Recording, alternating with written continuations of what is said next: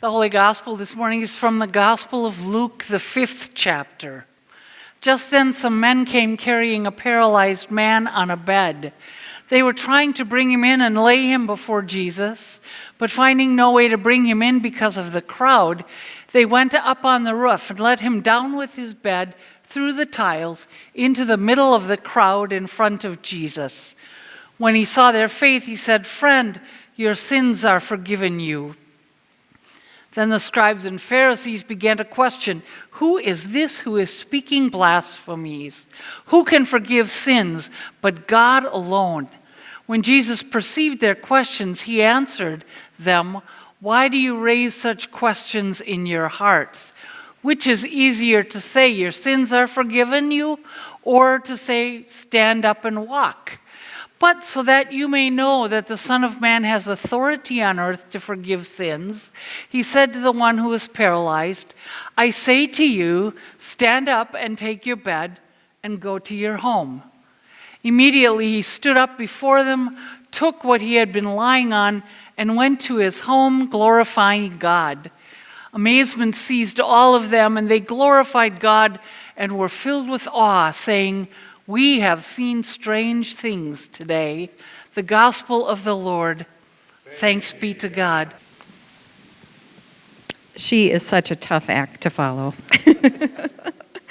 Thank you, Abby. That was awesome. I am Karen Mering, and along with my family, Jason, and my two kids, Eli and Erica, we were able to travel to Dominican Republic right after Christmas. And so this is our story. We're going to be sharing some photographs. Our team photographer is Mike Riggles, and so you're going to see those up on the screen. And so we're going to begin by telling you a little bit about the people that we met there. This is Juana Solis. She lives in Navarrete, Dominican Republic. It's really in the central area of the country, hours from the beaches. And she is a very hard worker. She's very independent, and she cares deeply for her family. She works, and her husband does as well. But the money just is not enough to support their needs. The wages are very low there. So just after Christmas, 23 of us were called to Dominican Republic for a whole variety of reasons to work with an organization called Casas por Cristo. It stands for Homes for Christ. And right there in Dominican Republic, they have a pastors group that gathers. And what they do is they take applications and visit with people in their communities and figure out who is in great need of housing, typically people that are extremely poor and in some very difficult situations. And so we come there, we build them a home, and then we come home, right? The good thing is that pastors committee, in fact, usually a designated pastor, will then go back and visit with that family, check on them, see how they're doing with the house, and help them grow on their faith journey if that's an interest to them. And one of the things that's happening, which has been very powerful and very impactful, is that people are coming to church. They are really finding a renewed faith in Jesus Christ and coming to church, and they're sharing that with their neighbors as well.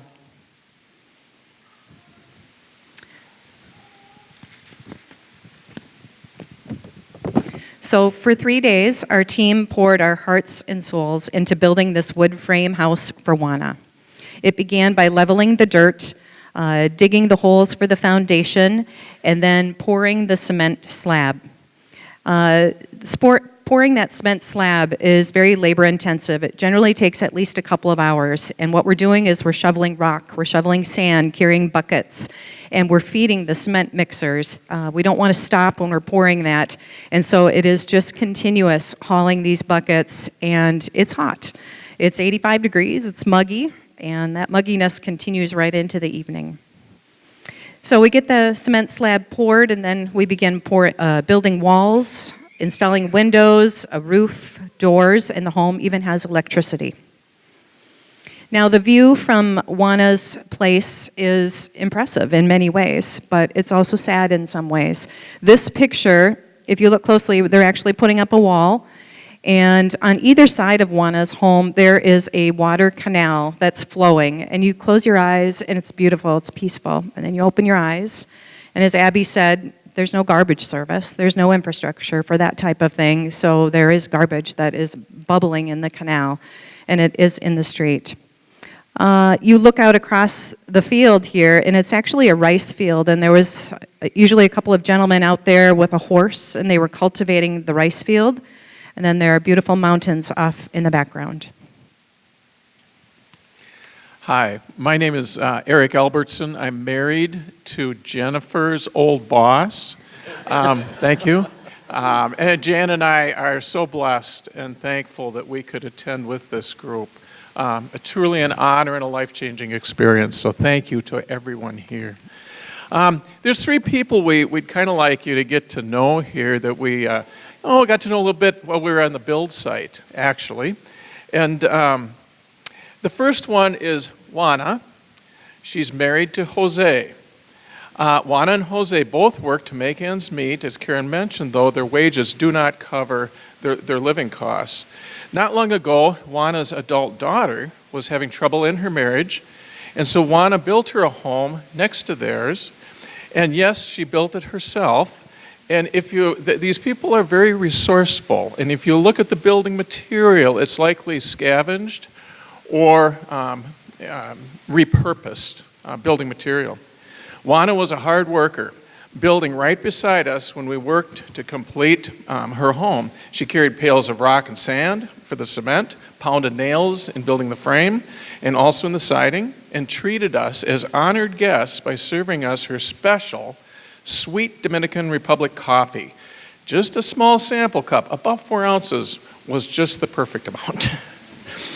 It was the second day of our build, and Juana was getting to know us a little bit. She conversed with us, even with broken Spanish or no Spanish on our part. And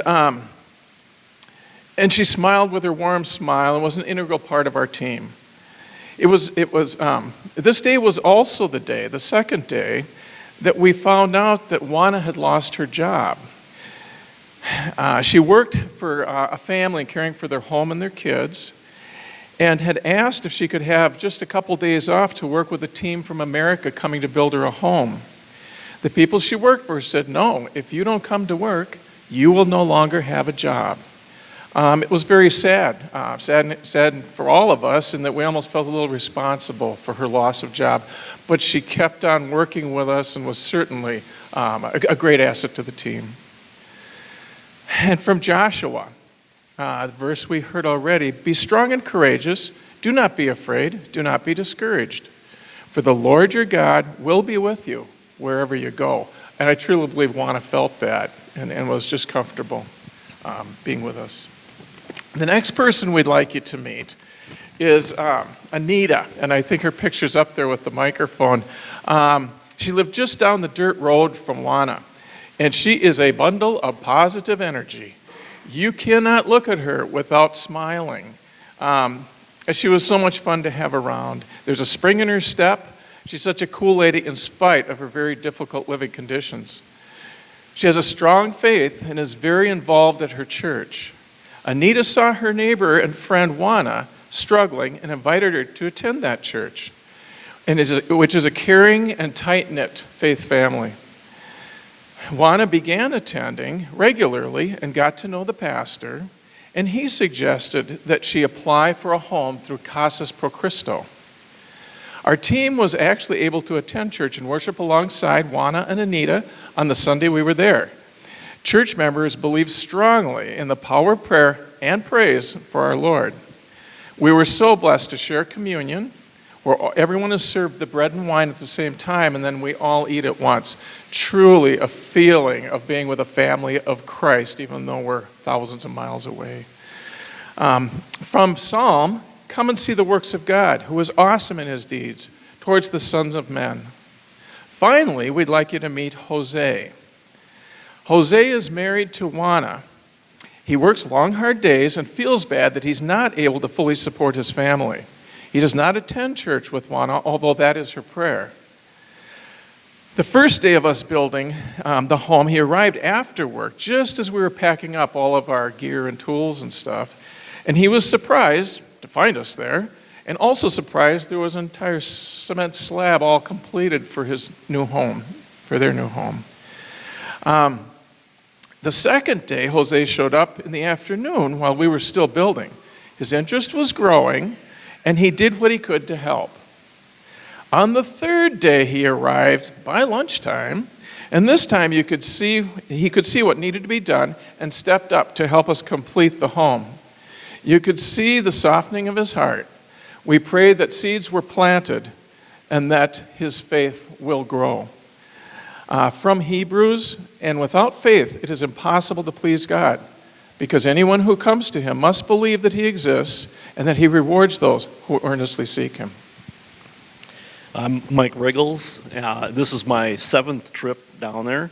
And before each trip that we go on, I always say a prayer about how the Lord, or who the Lord is going to put in our path, and how we're going to be able to use his hands and feet to administer to those people. And of course, the Lord showed up in a huge way again this year, because during the week, we became a part of that community that we built in.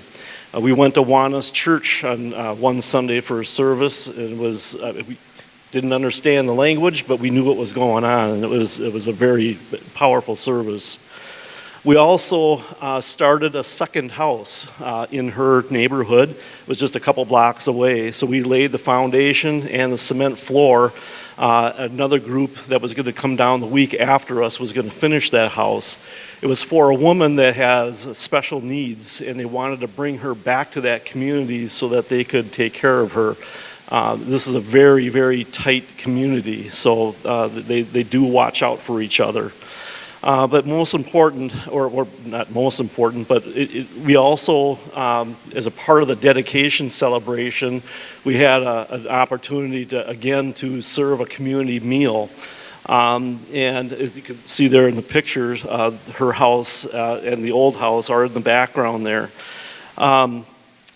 This was important because it was our last day to be able to be a part of this community, but more importantly, it gave the pastor a large group gathering outside the walls of his church to people that may not know the Lord, because his church is several miles away, and a lot of people just can't get there, for one thing.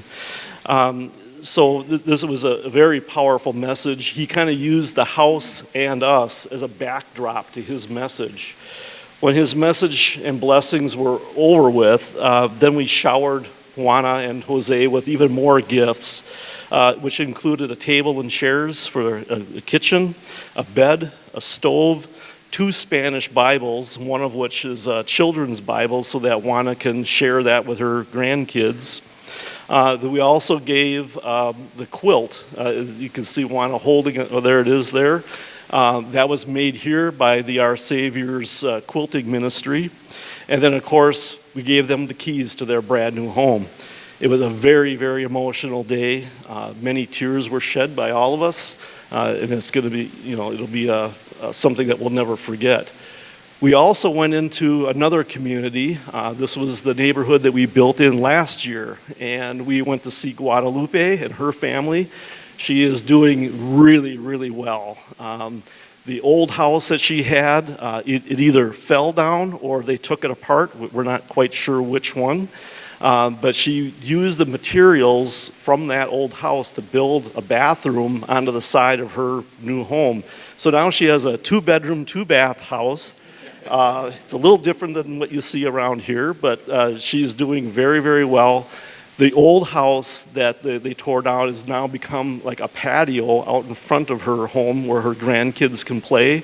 And now, from the street, you could actually see her house. Because when we were building it, you couldn't see it because it's kind of tucked way back in on the back side of her lot. So she's got flower pots all over her porch. She's got window boxes with flowers in it. She's really taking very good care of this gift that we gave her a year ago.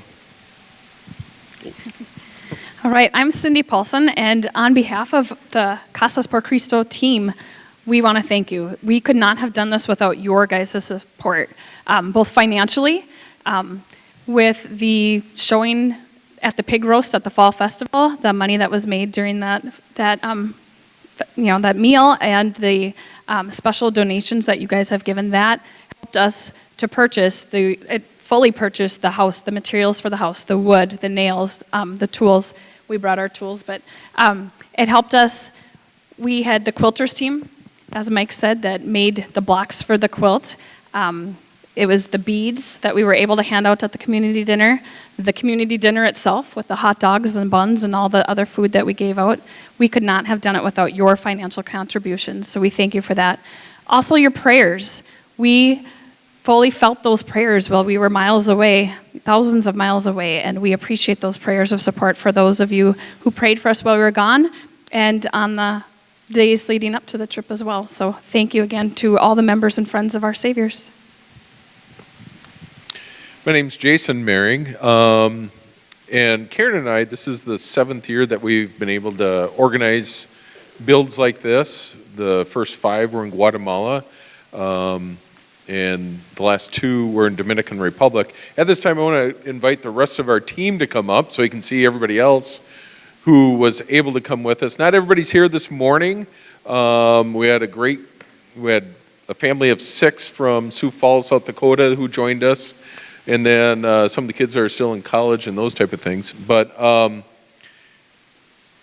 just want to thank you for supporting us.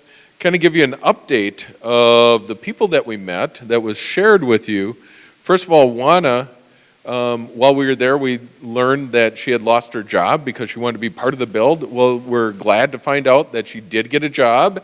She's back doing the same thing. She's a nanny and a housekeeper. Gainfully employed again, so we're very happy to hear that news. Anita was the gal who invited Juana to church. She was at our dedication service and shared a beautiful song with us and was just sharing God's love with everybody. And Jose, her husband, when we first got to know Juana, Casa sends out a email just introducing us to the family. And she shared with us that she's the only one who attends church in her family. And her prayer was that her family would come to know Christ. And we continued to pray for her family. We saw a lot of progress while we were there, so we hope that continues. We are also still planning another trip for this next year. So we're planning on going about the same time again. We've done 5 builds in Guatemala. We're going to go back to Guatemala this year again. And our hope is to go back and forth between Dominican and Guatemala. They've also added another country, Nicaragua. We'll see how things go there. We just don't want to be one of the first teams in Nicaragua. We'll let it all settle down a little bit. But if any of this has inspired you or made you curious, after church we'll be in the back. We'll answer more questions. Seek one of us out if you'd like to learn more about a trip like this. It can change your life. So thank you.